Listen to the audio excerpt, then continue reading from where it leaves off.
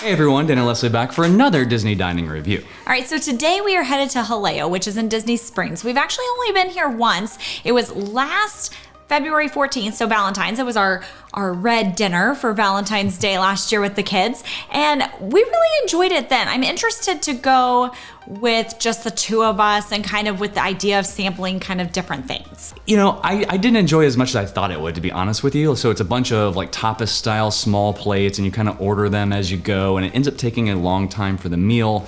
The kids, like, they enjoyed it, but some of this stuff was better than others. The paella is something that's like really hyped up here, and it was good. I just don't remember it like blowing me away. So I'm interested to go back just as a date, lunch, and hopefully when they're less crowded to see like if we have a different experience than what I remember over a year later. So I'm very interested, very much open mind. I don't remember it blowing my socks off. I don't remember it being horrible, so I'm excited to get back. I think whenever we went before, the cost of it kind of stressed us out. It was right after we had moved here. We had a lot of expenses, and so it was kind of like a little alarming how expensive it was with all the tapas.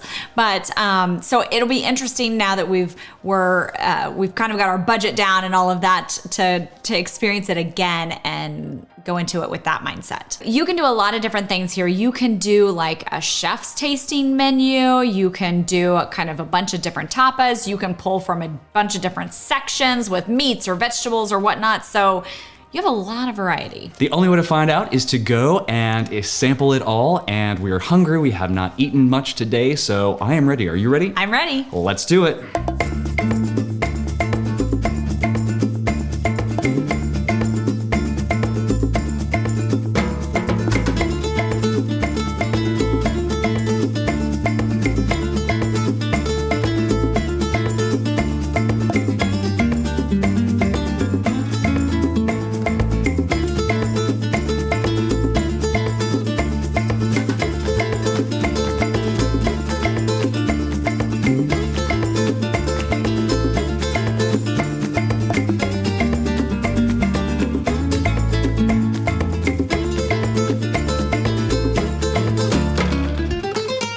So we have made it to Jaleo. Honestly, pretty impressed so far. I know, our server is fantastic. Like, he's describing everything. He's given us tons of suggestions, one of which was a salt air margarita. So instead of putting salt on the rim, it's in the foam on top. I'm kind of excited to try this. Everywhere should do that. It's less messy and it's lovely. Wow. Right? That's fantastic. That is so good. That is a wonderful original take on yes. a cocktail, a classic cocktail, and it's so original. Like this, they really made their own. Yeah. They also have a specialty old fashioned. It is the Jerez old fashioned. It does have one ice cube. That is one very clear ice cube. It's got bourbon, and it does have, instead of a regular simple syrup, it had cinnamon simple syrup, but also a brandy from Spain that they use in it as well. Okay, that's actually really good. It is definitely, I can definitely get the cinnamon out of that. That has like such a familiar taste that I'm trying to like locate. I do like it. It is definitely different. It's not my favorite take on an old fashioned, but it is definitely true to form. Yes. It is definitely true to this restaurant. Okay, so instead of classic bitters, they're using Fernet. Cheers. Cheers. We ordered a number of tapas. We ordered one paella and I believe 5 tapas. The first one to come out is this cheese board. It's a selection of 3 cheeses. Yeah. So this one over on the far right. This one is a Murcia al Vino. This one in the middle, I believe he said was the Chango, which is paired with compressed apples. And then the last one is the Mahon, which is a cow's milk paired with membrillo, which he described was kind of like guava, but it has to be cooked. The cheese board is fantastic. They bring it with pairings of certain things. So the manchego paired with an apple slice that was compressed with Moscato for 24 hours. There you go. Very good though. You good? Oh, that's very good. Next up on the tapas is the pan con tomate. So it is bread that comes apparently from Spain, and they finish cooking it here, and then it's tomatoes and olive oil on top. That is so good. It's just, I like it a lot. You? No. It's kind of like, I feel like their spin maybe on a bruschetta. Next up is the patatas bravas. Yes, so these are, they said that they... steam them and then they fry them. Yes, that is what they do. And it's on spicy tomato sauce, and then there is garlic aioli. That's fantastic. Very good. Round 4. All right, so this is the paella today. So they changed the type of paella that they have every day because they make it in like a huge container and then they like dish it out in simple, smaller tapas style. So today's is chicken and mushroom. It looks fantastic. There's some garlic aioli on off to the side. Paella is one of the things that they are very well known for here. It is a really good representation of what paella should be. It's really fantastic. Good. It's yes. really well done. Very good. Round 5, we have the peppers, which is a sweet pepper. It's a piquillo pepper stuffed with goat cheese, which just sounded fantastic. It's one of the first things that we saw on the list of tapas that we absolutely knew we had to try. Is it good? That is fantastic.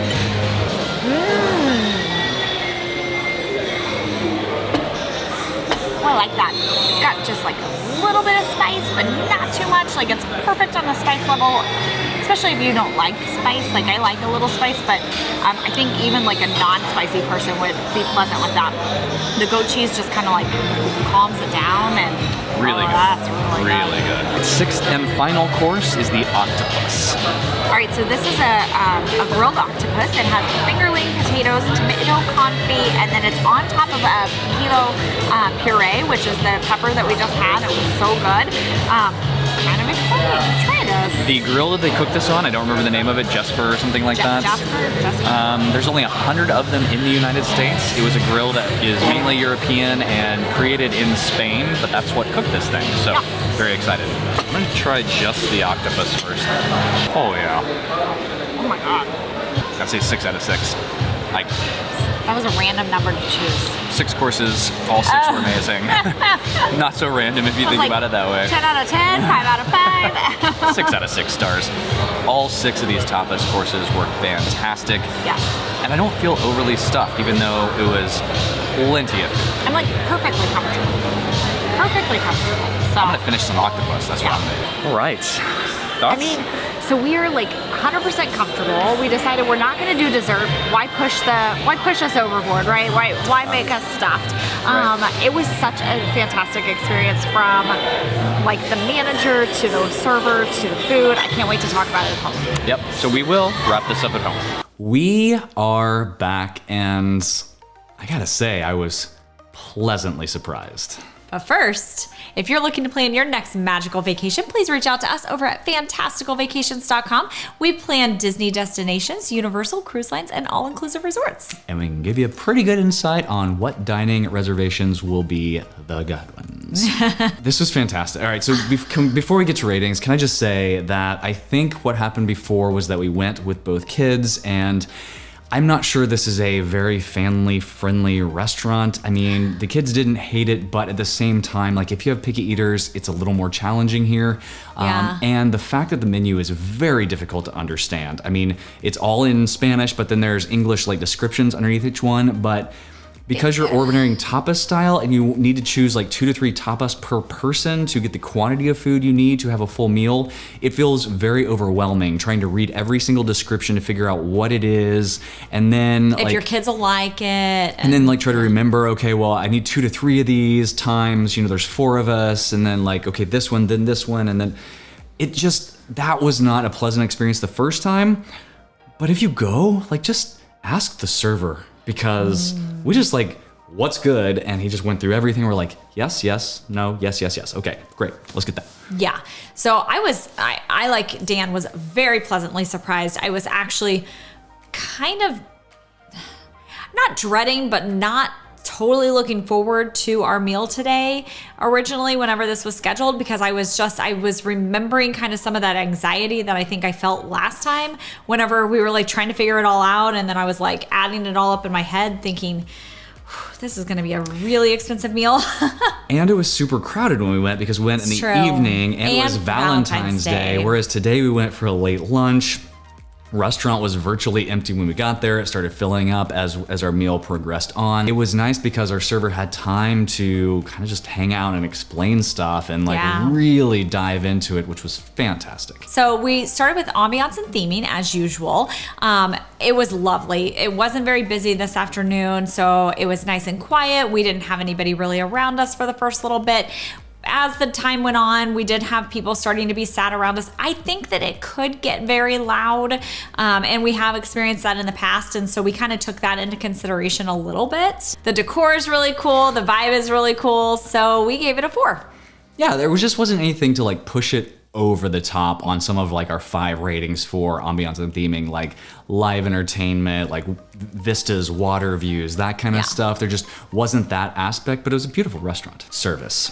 Our server's name was Andres. Easy to remember. For him. Jose Andres owns the place, and his name was Andres, and so it's easy to remember. He was fantastic, from Spain. Just everything he described. He went into stories about the drinks. He went to stories about like his time in Spain and what it's like there, and like the fact that the grill that cooked the octopus, there's only 100 of them in the United States, and that's why it's so special, like how this is grilled because it's a grill from Spain and all this stuff. Like, you don't have to do that. Like, this is, whoever commented on the last video was like, what does it take to get a 5-star rating for servers? You go introduce yourself to Andres. This is what it takes to get a 5-star rating from servers. Not only is he like filling up our waters before they get less than half, not only is he making 0 mistakes with bringing stuff and ordering stuff and just taking care of everything, he is doing recommendations. He's giving us stories behind the recommendations. He's giving us his thoughts and what's most unpopular. Like, this is what it means to be a fantastic, go above and beyond as a server. Go find Andres. Yeah. We became friends. He started asking us about us too. I mean, like, he was just lovely. And then on top of like, just like besides him, the manager came by and introduced himself, and then came by at the end and gave us a card and said it was a pleasure meeting us. And the people that were delivering the food, because it wasn't always Andres that brought it to us, they were lovely, and they would explain everything from the puree that it was sitting on to you know what it was and what was inside of it and all of that. They just all did a fantastic job. Yeah, I think maybe best server that we've had. Like, it was really good. To get from that 4, which is very good service, to the 5, which is like telling a story and like pulling you inside before you ever get your food to experience his background, the restaurant's background, why things are the way they are, and what it means to him as a Spaniard, like at being from Spain, like where this restaurant is centered. That's what it takes to get a 5, in our opinion. Yeah. Fantastic. Wonderful. 5. Drinks. Okay, so I'm actually just beyond thrilled to talk about drinks because we have had a lot of unique cocktails, not well done.